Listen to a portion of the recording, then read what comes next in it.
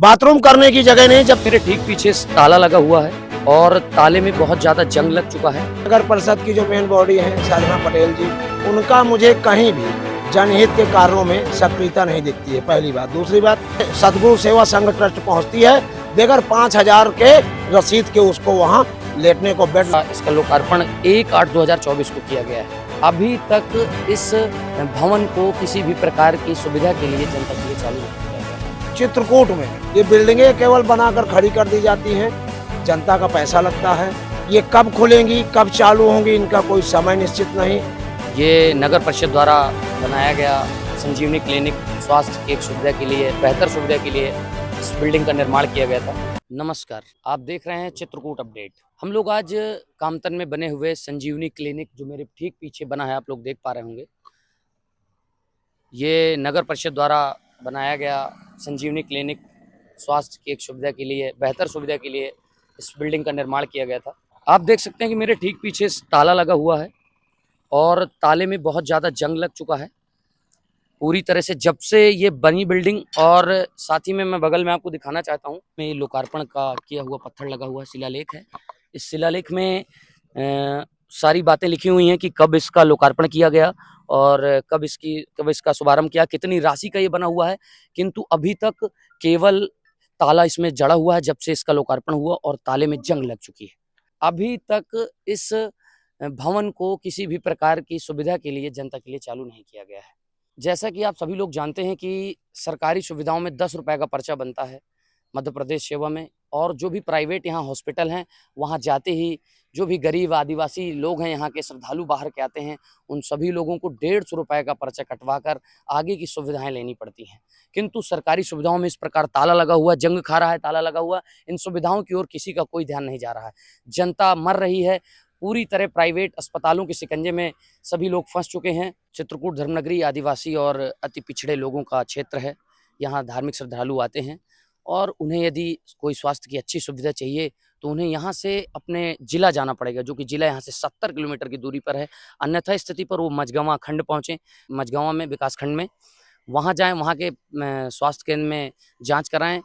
यदि कोई सीरियस मामला पड़ता है तो यहाँ कोई भी ऐसा 24/7 यानी इमरजेंसी, हम कह सकते हैं इमरजेंसी की किसी भी प्रकार की कोई स्वास्थ्य सुविधा सरकार की तरफ से, शासकीय सुविधा चित्रकूट के लोगों के लिए उपस्थित नहीं है।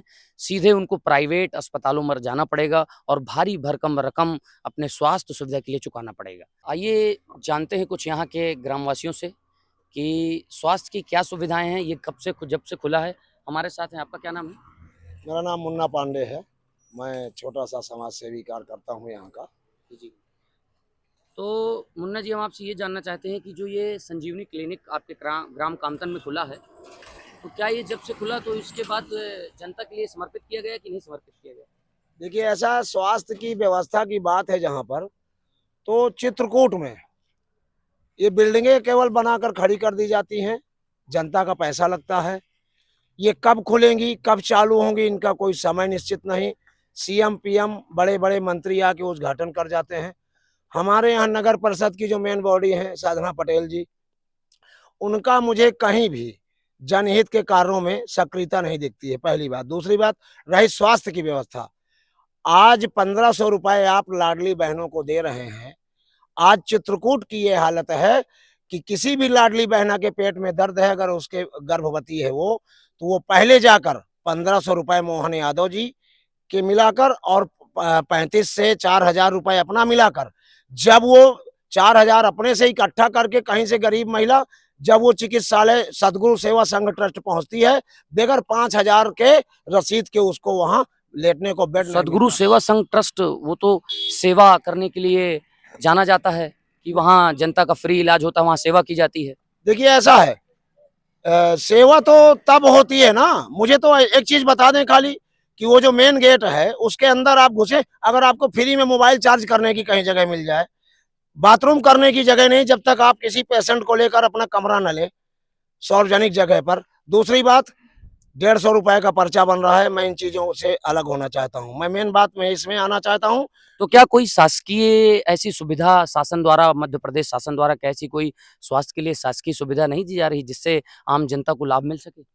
सड़क, पानी, बिजली और स्वास्थ्य, ये मेन व्यवस्थाएं हैं जनता की और इस संसार में जीने वाले लोगों की।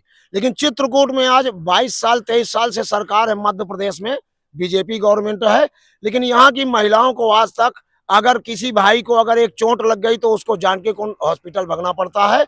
और माननीय डिप्टी सीएम जी ने तत्कालीन घोषणा किया था, माननीय आप अपने गुरु जी के यहाँ, युवराज स्वामी जी के यहाँ आचार आश्रम में, कि मैं प्राथमिक स्वास्थ्य केंद्र को सिविल अस्पताल तत्काल प्रभाव से बनाया जाए, माताओं बहनों को सारी व्यवस्थाएं दी जाए। तो क्या अभी तक नहीं बना? जब नए साल में आए तो मैंने उनसे निवेदन किया, लेकिन बता दिया ना, केवल आवेदन लेकर और उसको रख लेना इनकी फितरत है जो भाजपा के मंत्री हैं।